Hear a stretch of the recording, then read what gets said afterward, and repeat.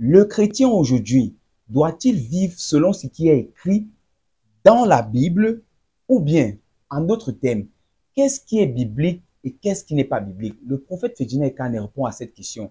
Allez, écoutons et que chacun de nous tire une connaissance qui va l'aider à avancer dans sa foi chrétienne ou à découvrir davantage qui est son Seigneur, en l'occurrence le Seigneur Jésus-Christ. Allez, écoutons. Qu'est-ce qui est biblique, qu'est-ce qui n'est pas biblique? Entre nous, qu'est-ce qui est biblique? Il faut déjà que tu comprennes que la Bible ne relate pas tout. Excellent. Il n'y a pas tout dans la Bible. Elle est incomplète. C'est un livre incomplet. Dieu a mis l'essentiel pour notre salut. La lumière, comme David dit, ta parole est une lampe sur mon sentier. Donc le peu là nous permet. Mais quand Jésus dit, mais quand le consolateur sera venu, le consolateur ne vient pas dans la Bible, frère. Il vient maintenant dans le monde réel. Lui vous enseignera toutes choses. Il prendra de ce qui est de moi et vous l'enseignera. Ça veut dire quoi? Il vous conduira dans toute la vérité. Quand on parle de vérité, on parle de la révélation. Donc ce n'est pas des choses écrites dans la Bible forcément. Jésus dit, il prendra de ce qui est de moi, maintenant qu'il est au ciel. Et vous enseignera cela. Donc ne sois pas étonné que je vienne t'enseigner une révélation que tu ne trouves pas dans la Bible. Mais que l'Esprit de Christ m'a donné et qui est authentique et qui est de Dieu.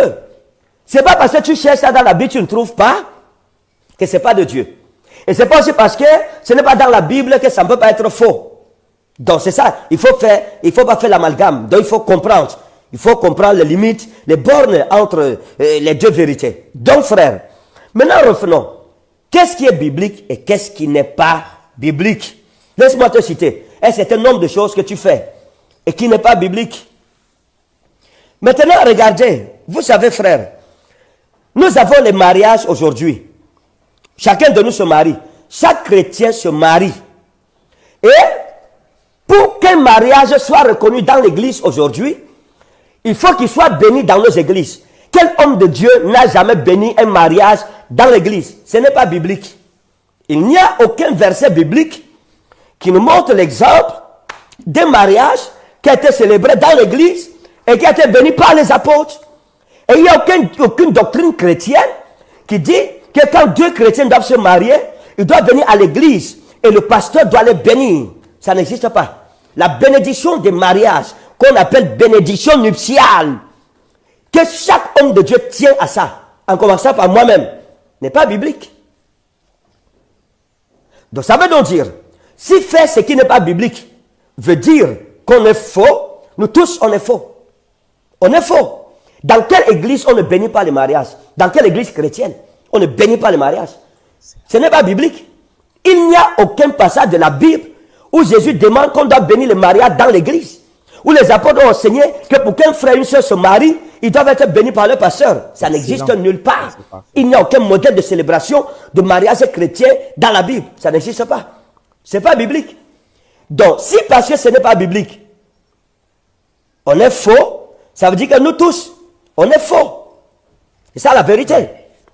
Maintenant, lorsque nous célébrons nos mariages, revenons toujours sur le mariage. Quand on célèbre le mariage, toi qui m'insultes sur Facebook, qui est enfant de Dieu, le jour où tu te mariais, ta robe était plus grande que la robe de l'archange Michel. Ne me demande pas quelle robe il porte, parce que je n'ai jamais vu. Ta robe, c'est plus long. Ça dit que même l'archange Gabriel s'étonne. Il dit que papa, dont le jassi existe aussi parmi les humains, tu portes ta longue robe, tu veux m'insulter sur Facebook. Tu as vu quel passage biblique qui dit que les chrétiens doivent porter les robes pour se marier. Les femmes chrétiennes doivent porter les robes pour se marier et les hommes mettre les costumes pour se marier. Ce n'est pas biblique. Il n'y a aucun modèle biblique de célébration de mariage où les femmes portaient les robes, où les hommes portaient des costumes. Ça n'existe pas. La robe de mariage n'est pas biblique. Il n'y a aucun verset de la Bible qui dit que pour vous marier, enfant de Dieu, la femme doit porter la robe de mariage et puis l'homme doit mettre le costume. Cette tradition vient d'où? Elle vient d'où? Mais nous tenons à ça. Va tenter de dire à une soeur que le jour où tu vas te marier, tu vas mettre le pantalon jean ou tu vas mettre le cabas. Elle va te demander que je te fais quoi? Elle va sauter sur ta tête. Elle va te cogner, la calvitie va sortir sur ta tête. Tu ne tenteras plus jamais de dire, oser dire à une femme dans l'église que tu ne porteras pas la robe de mariée. Chaque femme veut porter sa robe de mariée. Ce qui fait le mariage aujourd'hui pour nos sœurs, c'est la robe de mariage. Elle se rêve dans sa robe de mariage. Elle se voit auguste. Elle se voit livide dans sa robe de mariage bellissime. Tente de lui dire que la robe de mariage, elle ne porte pas ça. Elle va quitter ton église pour aller trouver une autre église ou célébrer son mariage juste à cause de la robe de mariage. Mais ce n'est pas biblique. Ce n'est pas justifié par la Bible. C'est une pratique qui n'est pas du tout biblique. Donc, ça veut donc dire que tous ceux qui font cela sont faux. Ils sont faux. Maintenant, lorsque vous regardez, par exemple, on dit, par exemple, à Rema, si tu ne présentes pas l'acte de mariage, on ne célèbre pas ton mariage à l'église. Il faut d'abord passer par la mairie. Frère, l'acte de mariage n'est pas biblique. Ce n'est pas biblique. Il n'y a aucun modèle biblique de mariage à la mairie. L'alliance, s'il n'est pas biblique, ça, c'est pas biblique. C'est excellent. Ça n'existe pas dans la Bible. Il n'y a aucun modèle biblique qui enseigne que les chrétiens, pour se marier, doivent aller se présenter devant monsieur le maire. Et que s'ils ne se marient pas devant monsieur le maire, on ne peut pas célébrer ça à l'église. Cette doctrine sort d'où? Elle vient d'où? Quel chrétien dans la Bible, quel apôtre? L'apôtre Pierre avait l'alliance au doigt. Paul n'était pas marié. Les Barthélemy, les Matthieu, ils avaient l'alliance au doigt. Ils étaient allés devant le maire, mais s'ils n'étaient pas mariés. S'ils reviennent aujourd'hui, ils voient comment nous faisons ça. Ils vont se demander que ça, c'est encore quoi? Parce qu'ils ne connaissaient pas ça. Ce n'est pas biblique, ça vient d'où? Qui a commencé ça? Qui a commencé? C'est ça la vérité. Nous tous, nous tenons tellement à ça. Toi qui me suis dit que je suis un faux prophète parce que je fais des choses qui ne sont pas bibliques. Tu as ton alliance au doigt, on te dit d'enlever ça, tu te fâches. Tu pars aux toilettes, tu vas avec. Tu vas à la cuisine, tu vas avec. Tu te laves avec. Tu tiens tellement à ça. Mais c'est écrit dans quelle Bible? C'est quelle Bible qui t'a dit de mettre l'alliance? C'est quel commandement de la Bible qui t'a demandé que pour te marier, on te met l'alliance au doigt? Cette pratique-là, est-ce qu'elle vient de Jésus? Est-ce que les apôtres nous ont enseigné ça? Non! C'est pas biblique. Donc tu es faux aussi. On est tous faux. Ne me dis pas que je suis faux, parce que j'ai fait quelque chose qui n'est pas décrit dans la Bible. Non. Toi-même, tu es faux, tu es plus faux que moi-même. Tu regardes, mais c'est même toi seul qui est faux. C'est ça la réalité, qu'il faut que les gens comprennent. Bon, maintenant, vous, avançons. Tu veux dire que c'est pas biblique? Ok, allons-y, continuons. D'accord. Toi, tu m'insultes. Tu as un diplôme en théologie. Tu sors d'une école biblique, on t'appelle pasteur. Toi, tu es pasteur parce que tu as un diplôme en théologie. Qui t'a dit que c'est biblique? Aucunement, bibliquement, un homme de Dieu ne devient pas homme de Dieu parce qu'il est diplômé d'une école de théologie. Non. Bibliquement, plutôt, un homme de Dieu, c'est quelqu'un que Dieu a appelé. C'est une vocation divine. C'est une affaire entre Dieu et son serviteur ou sa servante. C'est Dieu qui t'appelle. Il n'y a pas de diplôme dedans. Les apôtres Pierre, Paul, tout ça, ils se sont inscrits dans quelle école de théologie? Ils ont fait 3 ans dans quelle école de théologie? Et ils ont reçu le diplôme de quelle école de théologie? Ils ont marché avec Jésus. Ils ont reçu une formation pratique avec Jésus-Christ. Ils ont été appelés. Ils ont été choisis. Ils ont été appelés. Ils ont reçu la vocation divine. Et Dieu leur a apporté la révélation, le don du ministère. Ils étaient puissants par don. Voilà pourquoi les gens étaient parfois étonnés. Que mais ces hommes illettrés, mais ils sont puissants comme ça, ils sont devenus intelligents comme ça. Comment? Par les dons de la vocation ministérielle. Quel apôtre parmi eux est allé faire une école biblique? Jésus les a amenés dans quelle école biblique? Jésus était le directeur de quelle école biblique, frère? Ils ont payé combien? Tu vas dans l'école biblique, tu payes la pension. Quel est le passage de la Bible qui dit qu'il faut faire les écoles bibliques et on paye pour être formé pour servir Dieu? Quel est le modèle biblique? C'est pas biblique du tout. Le diplôme biblique, là, tu as vu ça où? Il y a quel diplôme que les apôtres ont eu? Il y a quel serviteur de Dieu dans la Bible qui a dit, voici, je suis diplômé. Moi, en dehors de Paul, qui a fait l'école de Gamaliel, qui n'était pas une école chrétienne, mais une école judaïsante, pour être formé comme pharisien, parce que Paul faisait partie du Sanhédrin. Paul faisait partie du Sanhédrin, c'est-à-dire des 70 anciens. Il faisait partie des 70 anciens. Et bon, je veux dire, il ferait partie des 70 anciens. Parce qu'il y a des preuves qui prouvent que Paul, parce que l'apôtre Paul dit qu'il a approuvé la mort d'Étienne, le diacre Étienne. Et quand il dit, ce n'est que les membres du Sanhédrin qui pouvaient approuver la lapidation d'un homme, la condamnation à mort d'un homme. Chacun devait apporter un caillou blanc ou un caillou noir et poser. Les 70, chacun posait son caillou. Et on votait. C'est-à-dire que si ceux qui étaient majoritaires l'emportaient, on prenait la décision. Paul dit qu'il a approuvé la mort d'Étienne. Ça veut dire qu'il ne pouvait pas approuver ça s'il n'avait pas été... Ah non. Donc, et l'apôtre Paul dit, et à ceux qui sont veufs, je leur demande de demeurer comme moi. Comme lui, comment? Ça évoque qu'il est veuf. À ceux qui sont veufs, je leur recommande de demeurer comme moi. Ça veut dire quoi? On pense que soit l'apôtre Paul a perdu, était marié et a perdu son épouse, elle est morte, et donc il est resté veuf. Ce verset-là, ce passage de la Bible nous fait sous-entendre cela. Ou alors, l'apôtre Paul peut-être, certains biblistes pensent que quand il a accepté Jésus, sa femme l'a quitté. Donc sur la base de ces deux lumières bibliques, on peut dire que l'apôtre Paul était membre du Sanhédrin. Vous comprenez? Donc, lui, il a fait l'école de Gamaliel, ce qui était important encore, pour être membre du Sanhédrin. Mais quel apôtre de Jésus a fait une école biblique chrétienne? Donnez-moi le nom d'une école biblique chrétienne dans la Bible. Ça n'existe pas. Donc, tous ceux qui font des écoles de théologie, là, sont anti-bibliques. Ils sont hors de la Bible. Ça veut dire que tous sont faux. Parce que ça n'a aucun fondement biblique. Les diplômes. Les gens sont hommes de Dieu aujourd'hui par diplôme et non plus par vocation divine. Quelqu'un te dit, j'ai un doctorat en théologie, j'ai un master en démonologie. C'est ça qui va te donner l'onction de chasser les démons. Les démons ne vont pas te fuir parce que tu as un master en démonologie. Non. Ou les anges ne te rendront pas ministère parce que tu as une maîtrise en angélologie. Non.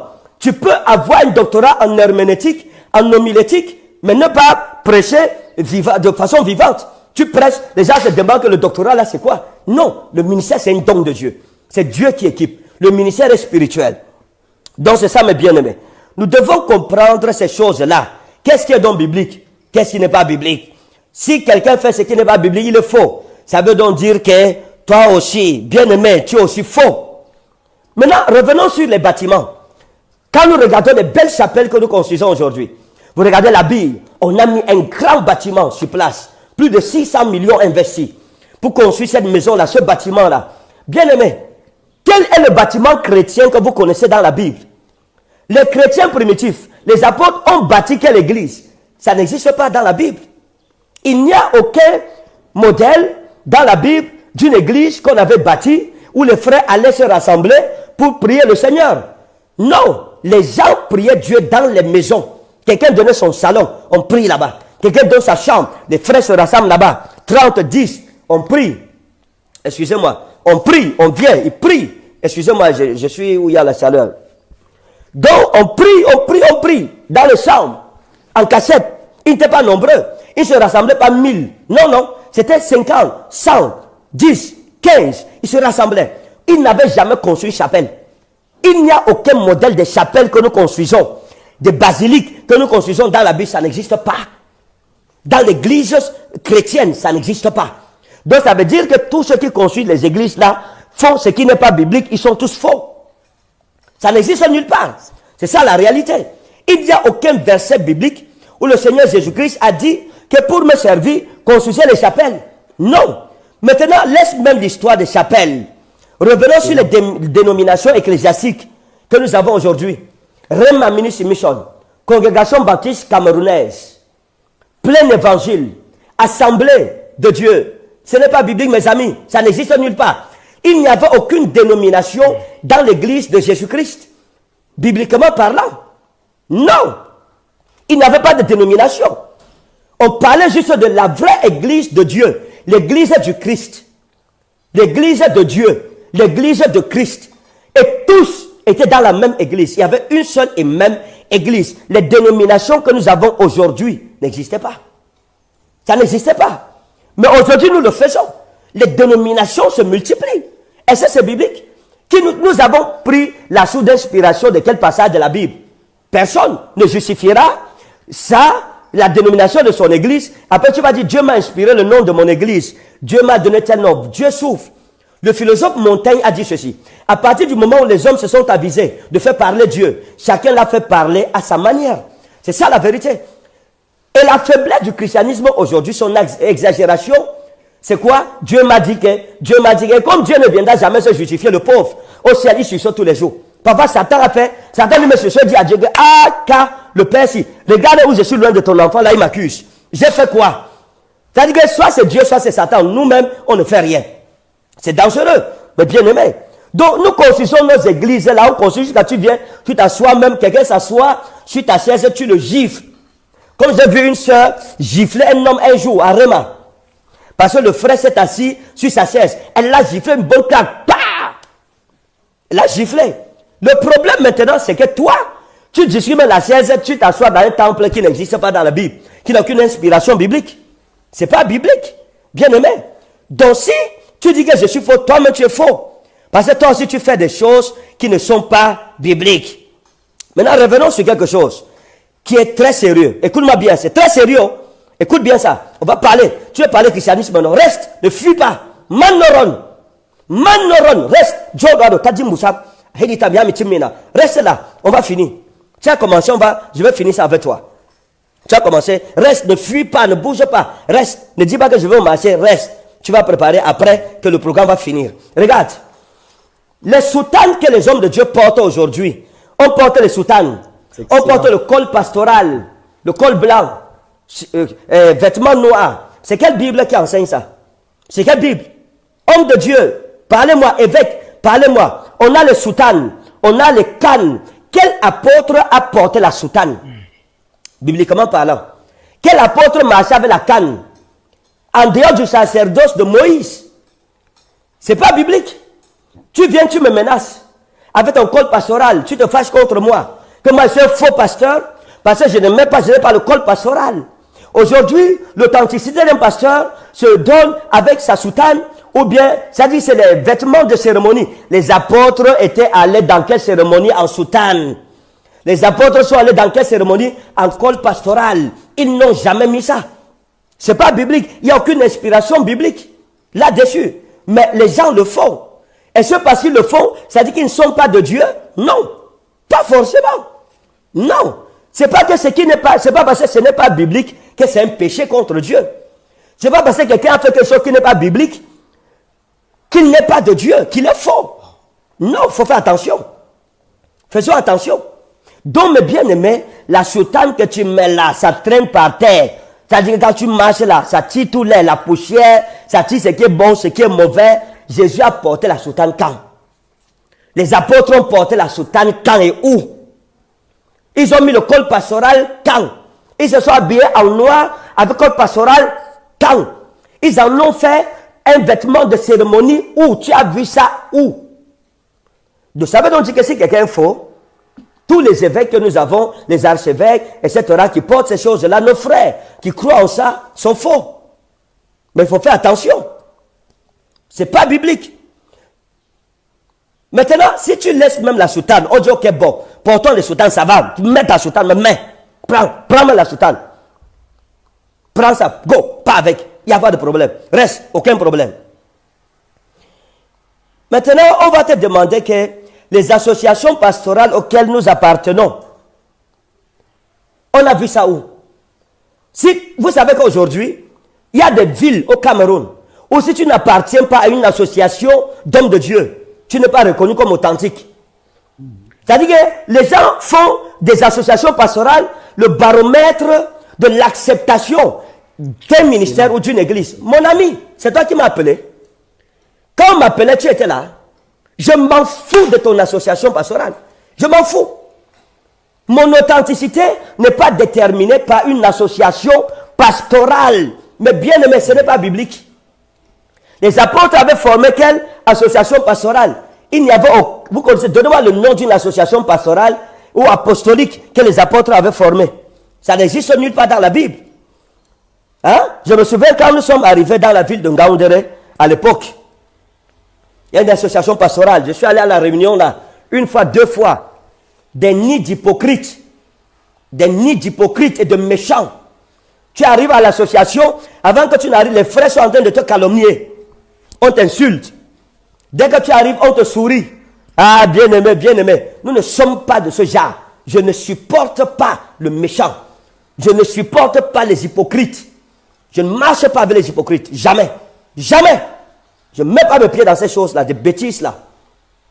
Tu arrives là, il y a ton frère, il ne te salue pas. C'est quelle association?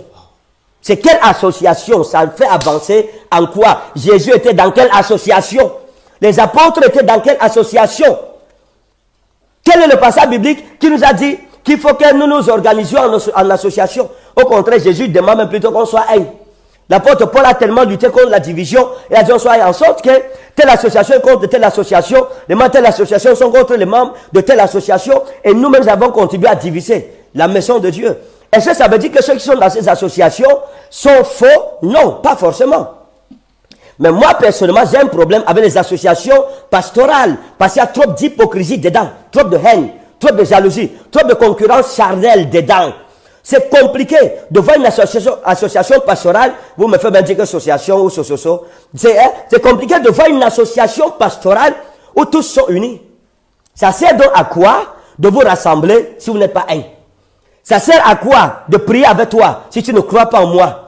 Ça sert à quoi que je prie avec toi? C'est-à-dire quand je sors, tu me dis que tu vas dire après que j'ai les sirènes des eaux. C'est les sirènes des eaux qui me donnent mon argent. Bien aimé. Si on te demande que tu as déjà vu la sirène des eaux là, tu vas dire quoi? Pasteur menteur. Tu gagnes quoi? Tu peux pas dire non, l'argent peut faire quand même la sirène des eaux. Tu as déjà vu la sirène là, frère? Tu as déjà vu ça? C'est excellent. Sincèrement. C'est parfait. Tu penses que si tu avais vu une sirène des eaux, sur moi, ça ne serait pas sur Facebook? Avec la haine que tu as contre moi là, tu n'aurais pas filmé ça, c'est que c'est sur Facebook. Tu ne serais pas en train de bavarder. Tu aurais porté la sirène, tu aurais attrapé la sirène là dans le filet pour dire voici la sirène du prophète. Regardez, pourquoi nous sommes si méchants? Pourquoi nous sommes si envieux? Pourquoi nous sommes si gentils? Bien-aimés, dont notre Dieu ne peut plus nous bénir, dont notre Dieu ne peut plus donner l'argent, son argent est fini, Dieu est en faillite, sa banque s'est vidée. Donc tu veux dire quoi? Que Dieu est devenu pauvre? En sorte que ceux qui sont riches, c'est les enfants du diable. Jésus a dit les fils de ce siècle sont plus intelligents que ne le sont les fils du royaume. C'est là où ils nous ont dépassés. Quand un enfant, quand vous voyez les réseaux-chrétiens parmi eux, ils s'appellent frères. Quand un réseau-chrétien a une affaire, il va d'abord donner son affaire à son frère réseau-chrétien. Quand un musulman a un business, il va d'abord donner chercher son frère musulman. C'est quand il n'y a pas un musulman à côté de lui qui peut donner à un chrétien. Tu as vu un musulman aller au nord, va louer la maison au nord pour faire l'église, tu vas souffrir comme ça. Ils ne donnent pas leur maison aux chrétiens, c'est rare. Ils donnent ça à leurs frères musulmans. Ce n'est que nous, c'est-à-dire nous qui nous condamnons les uns les autres et qui nous humilions en public devant les gens. Tu vas sur Facebook, tu m'insultes dans un baragouin qui n'a pas de nom, dans un français zozoté. Sincèrement, c'est malheureux. Et tu insultes le Saint-Esprit sans t'en rendre compte. Je ne réponds pas parce que quelqu'un va te répondre. Avec ton gros doigt même qui n'écrit pas bien français. Je décris ton doigt. C'est ça la vérité. Bon, maintenant, bien-aimés, nous restons ici et nous disons que nous servons Dieu. On dit non, ça va. Le Seigneur est bon. Tel fait ceci, il n'est pas de Dieu. Tel fait cela, il n'est pas de Dieu. C'est de la méchanceté, mes bien-aimés. C'est de la pure méchanceté. Nous devons nous repentir. Devons nous repentir. Maintenant, lorsque tu regardes les concerts, je parle aux artistes maintenant. Qui n'est pas encore allé dans un concert? Qui? Moi, je ne crois pas que je suis allé dans un concert. Les concerts que nos artistes organisent, il y a quel passage biblique qui disait que les apôtres allaient dans les concerts? Ou que les frères de l'église primitive organisaient les concerts et les gens payaient pour entrer? C'est quelle biblique? C'est quelle Bible qui enseigne cela? Ça n'a aucun fondement biblique. Jamais de la vie. Il n'y a pas de concert dans la Bible. Il n'y a pas de concert chrétien dans la Bible. Ni moins encore de concerts payants. Où tu pars, tu payes. Toi, tu me suis sur Facebook. Il y a Facebook dans la Bible, c'est biblique. Hein? Il n'y a pas de concert dans la Bible. Mais tu vas dans le concert. Toi-même, tu organises, tu es en train d'organiser le concert, tu veux m'insulter que moi je ne suis pas biblique. Je fais les choses qui ne sont pas bibliques, donc je ne suis pas de Dieu. Non, ces choses-là ne sont pas bibliques. Les concerts, ce n'est pas biblique. Bien-aimé, la vente des CD qu'on nous vend, nos artistes nous vendent, c'est quel exemple qui montre que les psalmistes de la Bible faisaient les CD où ils faisaient les sommes et ils vendaient. Les sommes ont été données gratuitement, mises à disposition du peuple. Toi, tu vends ta part. Tu as l'argent sur ça. On dit que nous, on escroque les brebis. Nos musiciens ne nous escroquent pas. C'est ça la vérité. Ce n'est pas biblique. Mais bien aimé, donc, bien aimé, l'hypocrisie n'est pas bien. Sois chrétien, mais sois vrai. Je préfère vous dire mes choses. Je partage mes faiblesses. Je partage. La diarrhée m'attrape. Je te dis, la diarrhée m'a attrapé. Je suis vrai. Je veux être un homme vrai devant toi. Je ne veux pas me faire passer pour ce que je ne suis pas. Accepte-moi comme je suis, avec mes atouts et mes défauts. Si tu ne peux pas m'aimer, comme ça, c'est à prendre ou à laisser.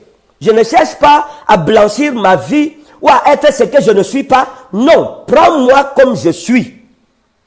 Je vais aux toilettes. Je suis un prophète. Mais moi, je vais aux toilettes. Je discute le pot avec Jemiba. Je m'en fous. Si ça te déplaît, j'étais avec un homme de Dieu un jour. Nous sommes allés à la radio. Quand on arrive à la radio, il y a les toilettes publiques. Les toilettes, avec les toilettes, la radio. Et je lui dis, attends-moi ici. Il me dit, tu vas. Je dis, je vais aux toilettes. Moi, je vais aux toilettes. Quand je sors, il me dit que, frère, comment tu peux aller dans les toilettes de tes employés? Comment tu peux faire ça? Hein? Comment tu peux aller te mettre à l'aise devant tes employés? Donc moi, c'était un peu comme si on m'avait assommé. C'est comme si j'étais dans un rêve. C'est-à-dire, je ne comprenais pas ce qui se passait. Il m'a dit, moi, je ne peux jamais faire ça. Je préfère encore supporter. Donc, je vais supporter, je meurs. Parce que je ne veux pas aller aux toilettes. Parce que les toilettes, je refuse d'entrer. Parce que je ne veux pas entrer devant mes employés. Et je vais m'intoxiquer le ventre. Et je meurs parce que, par orgueil, mon ami, je libère. Je lui dis donc, mes employés là, ce ne sont pas des hommes. Ce ne sont pas des frères en Christ. Ou c'est parce que sur le patron que je vais prendre supériorité sur eux, comme si c'était des sous-hommes. Hein? Avant que Dieu ne m'appelle, le toilette, si c'est très moderne même, on avait les arts de toilette au nord. Nous, c'est le bois qu'on mettait. Quand tu te mets là, quand tu regardes les asticots, tu vois les asticots en train de rendre le ministère en bas. Toi, si tu rends le ministère en haut, il rend le ministère à partir du bas, tu rends le ministère à partir du haut. Tu t'accroupis là, tu fais attention, tu gardes de temps en temps parce qu'un serpent peut te mordre d'en bas. Tu peux recevoir une attaque d'en bas. Maintenant, on arrive ici parce que Dieu m'a élevé. Quelle élévation même? Hein? Élevé même où? Les pieds sont au sol. Dieu t'a élevé, tu viens, les toilettes ici, modernes même. Parce que tu es devant les employés, tu ne parles pas pourquoi. Pourquoi se faire passer pour ce qu'on n'est pas? C'est ça qui tue l'église aujourd'hui. Et c'est ce qui tue beaucoup d'hommes de Dieu. On pense que tu ne vas pas aux toilettes. On pense que toi, tu n'urines jamais. Même manger, il y a des hommes de Dieu qui ne peuvent pas manger devant leurs brebis. Et c'est pour cela que le jour où tes brebis vont découvrir que tu es un homme comme elles vont te fuir. Elles vont dire, donc l'homme s'il faisait popo, hein, et les gens vont te fuir, l'église va se vider. On va dire, ah, donc il mangeait, l'église va se vider. Donc moi, je pense que soyons naturels. Soyons vrais. Moi, si j'ai à te dire à l'église, je te dis, quand je me fâche, tout le monde sait que je suis fâché. Je ne veux pas être un hypocrite. Quand je suis mécontent, tout le monde sait que je suis mécontent. Donc si tu m'aimes comme ça, tu me prends. Tu ne m'aimes pas, prends ta route, tu pars. D'ailleurs, je t'ai même appelé. Je prends ma part, je pars. Chacun part. On va se retrouver au ciel. On peut se séparer sur la terre, on se retrouve au ciel. Donc, maintenant, regardez. À cause de ces choses, la jalousie, à cause de cette hypocrisie, il y a des hommes de Dieu. Parce que les gens se demandent que, pourquoi le prophète Ferdinand Kane est recroquevillé sur lui-même? Pourquoi il est blotti sur lui-même? Pourquoi je ne monte pas, je ne descends pas avec les hommes de Dieu? Pourquoi? À cause de la méchanceté des hommes de Dieu. Il y a de cela quelques années. Vraiment, excusez-moi. Oh. Il y a de cela il y a les gens qui disent, oh, comment un homme comme toi, tu peux marcher avec les babouches? Bien aimé, je suis né avec les chaussures fermées. Je suis né avec la pointinille. Moi, je lavais le mouton là-bas à Garoua. Il y a même un mouton qui avait échappé. À moi, j'allais me noyer. Et Dieu me prend. La Bible dit ceci. N'oubliez pas les crêts du rocher duquel vous avez été tirés. L'orgueil, c'est la mort. L'orgueil, c'est la mort. Quand vous voyez une personne orgueilleuse, elle ne comprend pas la vie. La vie, si mes bien-aimés, c'est zéro. C'est zéro. Je peux finir une mission aussi. Là, on vous dit que je suis mort. Voilà le docteur Charles Somba qui est parti. Voilà Mobi Shalom Ekane qui est parti. Je n'arrive pas toujours à croire que ma bien-aimée soit partie. C'est toujours comme un rêve. Si on pouvait, c'est-à-dire voyager au séjour de mort, aller chercher quelqu'un, longtemps je serais revenu avec elle. Parfois j'ai envie d'aller à Essos, là-bas, parce que je me dis peut-être je vais la retrouver là-bas. Je ne sais pas. Si je connaissais où les morts sont, j'aurais pris ma voiture, j'aurais payé l'avion, j'aurais marché à pied, je serais allé là-bas pour gréver là-bas que je veux, ma bien-aimée. Je l'aurais fait. Mais, c'est au-delà de mes forces. Elle est partie. Pourquoi être orgueilleux? Pourquoi être orgueilleux, frère? Tu te vantes sur la base de quoi? Tu es quoi d'abord? Alors, tu sais de quel bois je me chauffe, tu sais de quel bois je me chauffe, tu sais de quel bois je me chauffe. Tu connais les bois. Si on t'amène les essences de bois là, tu sauras. Mais si tu te sors avec le bibiga ou bien avec le rocco ou bien avec le bois d'ébène, ça fait quoi qui? Tu es zéro. C'est ça la vérité, mes bien-aimés. C'est ça la vérité. Sois humble dans la vie, mon ami, sois humble. Ne sois pas orgueilleux parce que tu es belle. Le jour où Dieu va faire que ta fesse va se brûler, ou bien un côté de ton visage va être brûlé dans le feu, c'est où tu sauras qu'il fallait donner gloire à Dieu en toutes choses. Donc, la jalousie ne nous mène nulle part. Si Dieu m'accorde la grâce de faire ce que tu n'as pas fait, ne te fâche pas. Réjouis-toi, parce que c'est pour le bien de l'Église. Le trophée revient à l'Église et la gloire à Jésus-Christ. Et la joie pour nous tous, bien-aimés. C'est ça la vérité. Donc cet homme de Dieu, dont je veux parler aujourd'hui, c'est quelque chose de très fort, dangereux. Cet homme de Dieu m'a croisé. Et au début du ministère, je l'ai honoré, bien-aimé. Je l'ai honoré. On l'a invité à Réma chaque fois. Je lui ai donné la parole, il a prêché. Et je lui ai donné des enveloppes conséquentes. Et il était heureux. Je l'invitais régulièrement. Il était venu me dire que Dieu lui a dit, je te donne les clés de la ville de Yaoundé. Je te donne. Dieu, Jésus, dans une vision, m'a donné les clés de la ville. J'ai dit, il n'y a pas de problème. Je prends les clés. Si Dieu te donne, tu prends. Dans mon patron dit, Dieu te donne, prends seulement avec 2 mains. Ok. On a commencé à l'inviter à bas de cette révélation. Et un jour, quelque chose va se passer. Il y a une jeune sœur qui faisait mon petit déjeuner. Elle m'avait dit que Dieu lui avait dit qu'il faut qu'elle fasse mon petit déjeuner. Et donc à l'époque, on venait d'ouvrir la radio. C'est en 2014 ou 2013. Et elle apportait le petit déjeuner tous les jours. Et elle est tombée enceinte. Celui qui l'a enceinte, elle l'a abandonné. Elle avait abandonné l'église pour un certain nombre de temps. Et elle s'est retrouvée à l'hôpital avec le prophète Martial Séné, qui connaît bien l'histoire-ci. Et c'est le prophète Martial qui va m'appeler pour me dire, il y a une de tes filles qui est à l'hôpital, moi aussi, avec mon cœur. Je vais aller à l'hôpital, je lui demande le père de l'enfant est où? Elle dit, je ne sais pas. On s'engage, je m'engage à payer les frais d'hôpital pour qu'elle accouche. Je m'engage à tout faire pour elle.